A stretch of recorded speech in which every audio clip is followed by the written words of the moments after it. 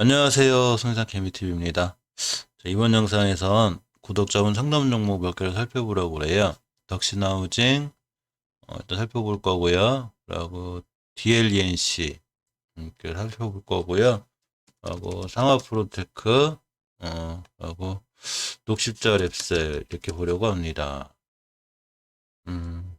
먼저 덕신하우징을 보면 사실 이 회사에 하는 일 이게 이제 제가 예전에 이 덕신하우징을 몇 번 많이 거래했었어요. 이 친구가 그래서 나름대로 단단하고 이 또 약간은 기술력이 있는 음, 이 데크 플레이트 이 기술이 시장 점유율 1위예요. 그래서 이 친구가 상당히 시장 가능성이 있고 미래 가치가 있어서 굉장히 좋아했던 회사죠. 더군다나 올해는 또 이제 건설주들이 이제 핫하면서 굉장히 좋은 모습을 보여줬었는데 현금 유보율이 1580%, 부채비 시선물 나름 굉장히 단단해요. 제가 이 회사를 굉장히 좋아했다고 그래야 되나?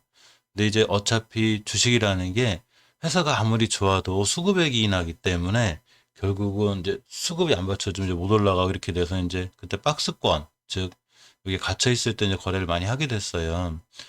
자, 덕신하우징은, 이 기술적으로 보면 월봉에서 이렇게 다중바닥을 잘 유지하고 있어요. 이건 제가 저번에 한번 찍어드렸었는데, 이게 바닥바닥 그리고 있죠. 이러면서 박스권, 엄청나게 큰 박스권에 갇혀 있어요. 자, 여기부터 여기입니다. 박스권이라고 해서 막 10원짜리 하나따라까지 딱 맞춰가지고 이렇게 하는 게 아니고요. 마찬가지로 쓰리바닥 그릴 때도 뭐 이 꼬리까지 몇 원 이렇게 바닥 그리는 게 아니고 이렇게 큰 그림을 그리고 완바닥, 투바닥, 쓰리바닥, 이렇게 다중바닥 그리고 여기서 이곳점 근처를 맞고 떨어지기 때문에 이렇게 큰 박스권에 있죠. 자, 이 친구가 근데 이 월봉의 대량 거래에 주목할 필요가 있어요. 월봉에서 바닥에서 대량 거래가 터진 종목들은 다 이유가 있는데 이렇게 보시면 20년도 11월 달에 대량 거래가 터졌죠. 저 대량 거래가 월봉에 이렇게 높은 데서 터진 게 아니고 이렇게 밑에서 바닥에서 땅 추발 터진 거죠. 터지면서 이 월봉도 항상 차트를 볼 때는 일봉, 주봉, 월봉 중에 월봉을 제일 먼저 봐야 되는 이유가 이 친구의 추세나 장기 추세나 흐름, 그리고 현 주가의 위치는 월봉에서 판단하셔야 돼요. 이게 보시면 가격이 하락했다 상승과 하락을 반복을 하면서 지루한 이 박스권에 작은 이제 큰 박스권에 또 작은 박스권이 하나 있었는데 그날을 최고 변곡점 기준을 잡으면 19년도 4월 달에 형성된 이 자리가 돼요. 이 자리를 대량 거래가 실린 11월 달에도 못 뚫었는데 이렇게 빵 뚫었습니다. 그때가 바로 1월 달 지금이죠. 덕신하우징도 오늘 0.82% 밀리긴 했지만 오늘 시장이 그렇게 안 좋은 거에 비하면 사실 밀린 것도 아니죠. 좀 어제 금요일장에 자, 이 상태를 끌고 주봉으로 오시는 거예요. 주봉의 중기 추세 하락의 확증은 5주선으로 하는데 이 5주선과 10주선이 붙어 있을 땐 10주선까지도 양보를 하실 수 있어야 돼요. 근데 10주선을 딱 딛고 돌아 나왔죠. 그 얘기는 이 친구가 웬만하면 13m를 안 밀리겠다는 얘기죠. 물론 주식이라는 게 신도 몰라서 밑으로 밀릴 수는 있지만 이 친구는 않겠다는 얘기는 누군가 받쳐준 거죠. 자, 일봉에서 보시면 이렇게 아까 그 월봉과서 말씀드렸듯이 월봉에서 중요한 변곡점 고점의 자리들이 가격이 보통 이 정도가 될 거예요. 근데 이 친구가 이런 자리들 즉 꽤 오랫동안 이때 이제 거의 상한가 근처 한번 급등하고 상한가 근처 갔다가 이제 꽤 오랫동안 이렇게 옆으로 갔죠.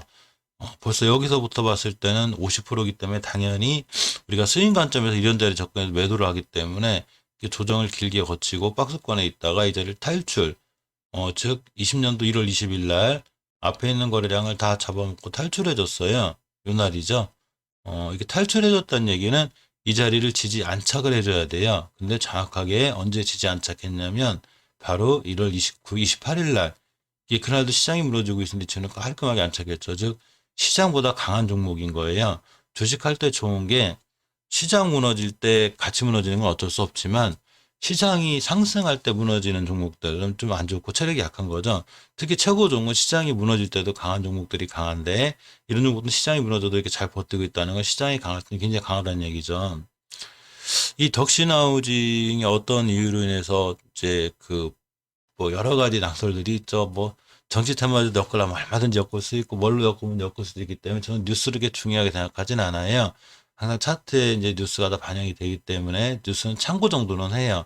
이 약재가 될 수 있고 호재가 될 수 있구나. 근데 악재가 만약에 반영이 되는데 주식이 올라가면 악재 소멸이 되고 호재가 반영돼 주식이 안 올라가면 호재 선반영이 되죠. 즉 코에 걸면 코걸이고 귀에 걸면 귀걸이기 때문에 큰 의미가 없어요.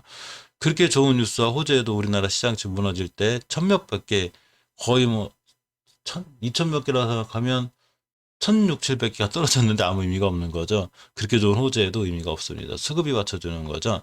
자, 어쨌든 이렇게 자리를 잘 지켜주고 돌아 나갔다는 건 이 친구가 앞으로 이 주식이 월요일날 당장 날아간다거나 올라간다거나 이런 걸 말씀드린 건 아니고요. 주식은 대형 영역이기 때문에 앞으로 이 자리만 이탈하지 않으면 돼요. 이 자리만 이탈하지 않으면 이 친구는 꾸준히 우상향을 해서 올라갈 확률이 있죠. 이 덕신하우징은 제가 예전에 또 좋아했던 이유 중에 하나가 이 가덕신공하고도 약간 관련이 있어요. 가덕신공하고 관련해서 동방성기하고 영화금속을 볼 수 있죠.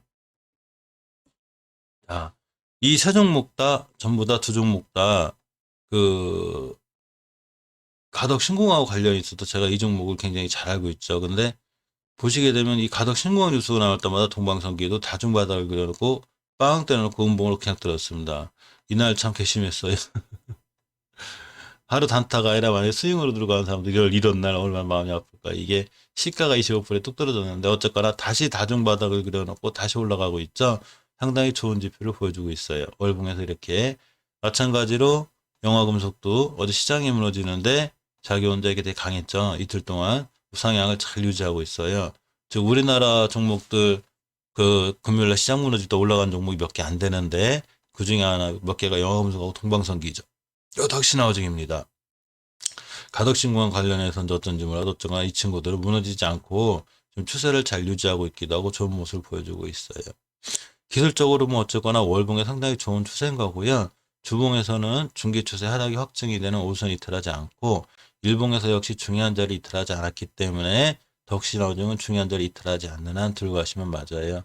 주식은 깨야 될 자리를 깨지 않을 때가 제일 중요해요. 깨야 될 자리를 깨면 경계해야 되고 특히 깨야 될 자리를 깼을 때 월봉의 위치가 높으면 긴장해야 되는데 월봉의 위치가 낮으면 약간 중기 스윙으로 들고 가도 다 돌아오긴 하는데 월봉의 위치가 높을 때 깨지면 위험하죠. 근데 이 주식은 이제 월봉에서 바닥 탈출형이기 때문에 제 관중에도 있어요. 이 주식은 앞으로도 꾸준히 들고 가시고 또 그렇다고 해서 이제 중요한 자리 깨고 이탈할 때 대응 안 하시면 큰일 나니까 그 점은 좀 명심하시면 좋을 것 같습니다. 자, 다음은 DLENC인데요. 신규 상장주죠. DLNC 보면 신규 상장주인데 지금 보통 다른 주식들은 상장하면서 크게 막 올라가고 이렇게 이제 뭐 100%부터 시작하고 하는데 이 친구는 살짝 올라가는 척하고 쭉 밀리고 있는데 사실 신규 상장주에 대한 대응법은 예전에 저 같은 경우에 이제 분봉을 갖고 많이 했었어요. 분봉에서 30분봉에서 보시면 중요한 변곡점들이 자꾸 생기는데 당연히 신규 상장주니까 월봉, 주봉, 일봉 이런 건 또 아무것도 없겠죠. 근데 분봉에서 보시면 이렇게 각각의 이 주식이 상승과 하락을 하면서 변곡점이라는 게 생기는데 사실 이렇게 접근하기도 사실은 조금 힘들어요. 따라서 우추세 후 상향을 하는 게 아니고 일단 상장과 동시에 밀리고 있기 때문에 이런 경우 어떻게 대응하셔야 되냐면 이 친구를 어떠한 기준에서도 지금 매매를 하시면 안 돼요. 물론 예전에 이제 미리 상장하자 매매하셨던 분들께는 이제 죄송하기도 하지만 일단 빠르게 이제 빠져나왔으면 좋았고 일단은 이 친구가 진정이 돼야 돼요. 즉 모든 주식이 하락 추세를 타면 어느간 진정 국면이 되겠죠. 진정 국면 할 때 첫 번째에서 진정 국면 하면 안 되고 다중바닥을 그리게 돼요. 쉽게 비교할 수 있는 차트를 제가 하나 찾아놨는데 물론 V자 반동으로 쭉 날아갈 수도 있어요. 그렇지만 보통 평균적으로 보면 자 제일전기공업도 이렇게 보시면 이때 상장해서 11월 달에 이제 고가를 찍고 계속 떨어지죠. 이때 굉장히 심각한 거죠, 사실은. 자, 이렇게가 됩니다. 더 당겨보면 이게 굉장히 심각한 거죠. 근데 이게 어느 순간 진정이 돼요. 이렇게 한번 브레이크 걸리고 진정이 되는데 이 한 번을 가지고 이게 드디어 진정되고 돌아나겠구나 이렇게 판단하기 힘들고요. 이게 이렇게 다중바닥을 그리면서 저점을 못 본 확인시켜줘요. 그러면서 주봉에서 이렇게 십자 도지가 생기면서 돌아간 형태가 보여지는데 바로 이 DLNC도 그런 현상이 필요해요. 이 떨어지는 소나기는 이제 PR했다고 저렇게 이제 급하게 우수수 떨어질 때는 일단은 내비두셔야 돼요. 관망하고 있고 설사 중간에 다시 물타기를 한다 해도 지금 아무것도 하시면 안 되고 기다렸다가 이 친구가 제일증명업, 전기공업처럼 언젠가 멈출 거예요. 주식이 또 끝도 없이 올라가지만도 않듯이 끝도 없이 떨어지지만도 않아요. 주식 자체가 갖고 있는 펀더멘탈이라는 게 있기 때문에 어느 정도 멈추겠죠. 멈춰서 일봉에서 다중바닥을 잘 그려놓고 주봉에서 바로 십자도지라든가 일단 반전 캔들이 있어요. 그런 캔들이 나온 상태에서 일봉에서 완바닥, 투바닥, 쓰리바닥이라도 그려놓고 5일선이라도 돌파 안착할 때 이때 바로 추가 매수도 좋고 신규 매수도 그때가 맞아요. 이렇게 급하게 음봉으로 가면서 변동폭 뜯고 떨어질 때는 일단 매수 안 하시는 게 제일 좋고 충분히 시간을 갖고 기다려주는 게 중요합니다. 아직 그 신규 상장주라 재무나 이런 게 이제 이 A시 세상에 안 잡혀 있어서 자기 그 판단은 안 되는데, 자세히 살펴보면 대림산업의 건설사업부문을 영위하는 사업회사네요. 일단 올해 건설주가 좋을 것 같아서, 올해 가치는 괜찮을 것 같은데, 대림코퍼레이션. 일단 어쨌거나 기술적으로 보면, 일봉에서 하락을 멈추고, 다중바닥인 투바닥, 쓰리바닥, 퍼바닥이라도 이렇게 그릴 수 있는, 이런 시간까지 좀 기다려주고, 주봉에서 반전 캐틀, 반전 캔들, 저희 제일전기공업처럼 이렇게 반전 캔들 주봉에서 이렇게 보이시면 이렇게 반전 캔들이라도 나올 때 이럴 때 바로 매수해 주는 게 가장 좋은 방법 같습니다. 신규 상장주는 한번 상승하기 시작하면 쭉 상승하는데 떨어지면은 또 끝도 없이 떨어져서 어느 정도 심할 때는 반 정도 떨어져요. 그럼 그 상태에서 이제 완투바 쓰리바닥 때리고 반전 캔들을 보여주기 때문에 또 기다리시면 이렇게 젤기공업처럼 충분히 또 돌아 나가니까 그때까지는 좀 기다리셔야 될 것 같습니다. 자, 상하프론테크를 볼게요.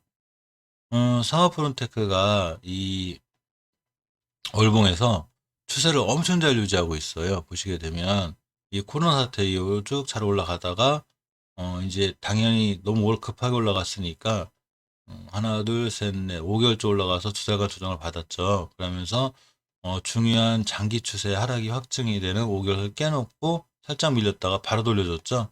이 바로 돌려준다는 건 그만큼 좋은 거예요. 애들이 아직 크게 밀릴 마음이 없는 거죠.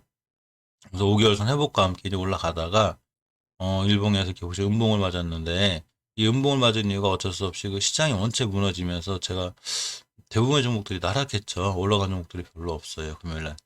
자, 제 이 친구가 예전에도 한번 설명드렸지만 이 변함이 없어요. 차트가 변하는 게 아니기 때문에 중요하게 깨야 되지 않을 자리가 있죠. 일봉에서 주식이 엄청난 상승을 일으켰죠. 쭉 우상향을 하다가 옆으로 가다가 툭 떨어지고 가격 조정과 기간 조정이라는 게 들어왔는데 이때 기준으로 최고점이 변곡점 가격이 5만 원대예요.